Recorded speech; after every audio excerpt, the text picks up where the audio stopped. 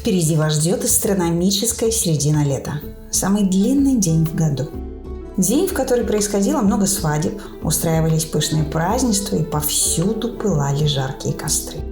Летнее солнцестояние – это важная веха в жизни наших предков, символизирующая пик силы солнечных богов и победу света над тьмой.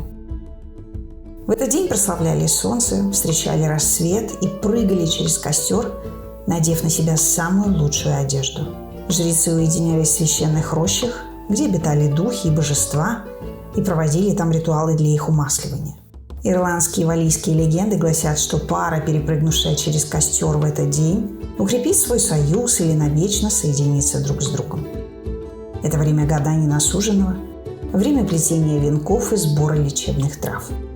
Девушка, собравшая 7 видов разных трав и положившая их под подушку, обязательно увидит во сне будущего мужа. Летнее солнцестояние, как время максимальной силы солнца, символизировало в те времена жизнь и плодородие. А еще этот период был связан с ритуалами очищения и исцеления от болезней и злых духов. Собранная в этот день омела или вербена усиливали дар прорицания и исцеляли от любых болезней. Летнее солнцестояние – это точка внутреннего максимума и начало перехода вашей жизни в фазу обнуления, которая произойдет чуть позже. Что такое внутренний максимум с точки зрения энергии? Это вершина, на которой становится видно все, что вы накопили и что сейчас находится в вашем распоряжении. Зачем он нам нужен? Говоря на языке Таро, внутренний максимум и то, для чего он нам необходим – это история про зрелость, структуру, власть и про умение достигать своих целей даже в неблагоприятных условиях. Попросту говоря, внутренний максимум с точки зрения энергии – это ваша жизненная сила и вообще само понятие выживаемости. Астрономически летнее солнцестояние – это самый длинный день в году, который происходит только в северном полушарии. Потому что в это самое время в южном полушарии это день зимнего солнцестояния, а значит самый короткий день в году соответственно. Значит ли это, что любой день солнцестояния нужен для нас, с символической точки зрения, как момент осознания того, что вся наша самостоятельность обусловлена не свободой воли, а теми условиями, в которых мы находимся? Ведь, будь вы сейчас в южном полушарии, вы бы праздновали совершенно другой праздник и занимались бы типичными ремеслами какой-то конкретной среды.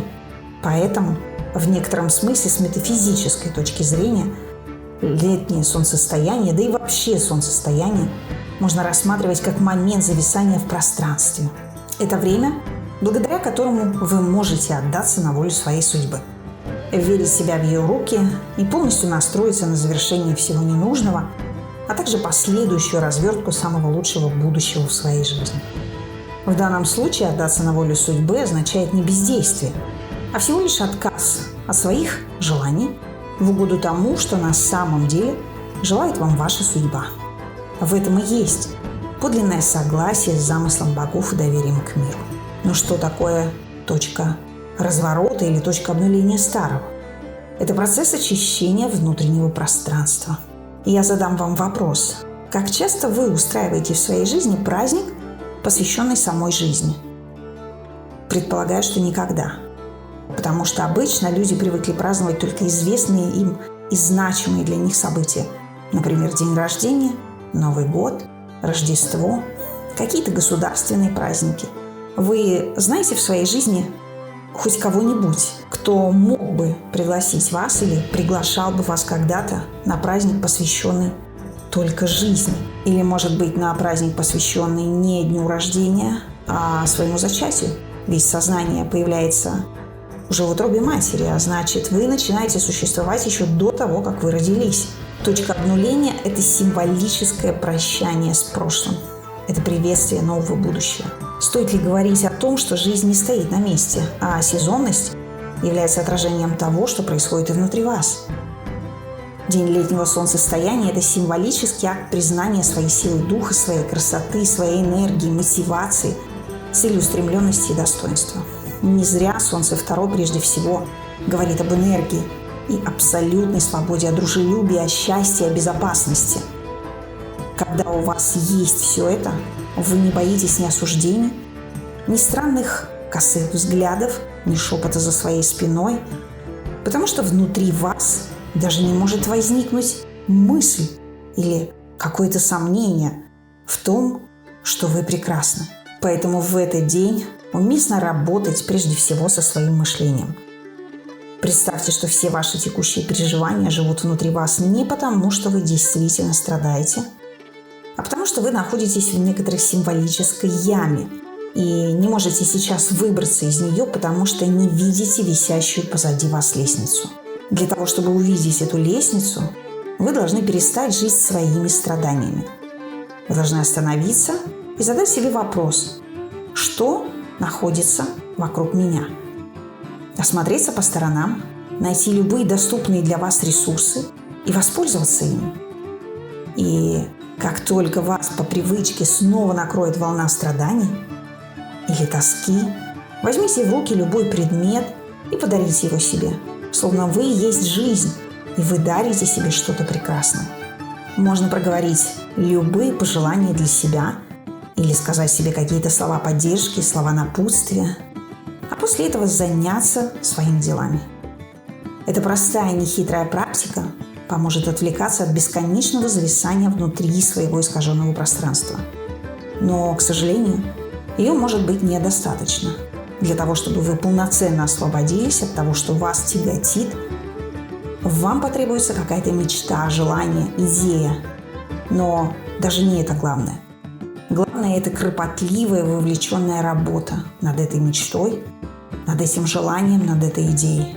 Именно работа помогает вам преодолевать нездоровую тягу к страданиям и открываться миру с верой в то, что он подарит вам все, чего вы хотите. Так зачем же нам нужен день летнего солнцестояния? Для праздника жизни, торжества жизни над увяданием и момента, которым нужно наслаждаться. Устройте себе в этот день маленький приятный праздник.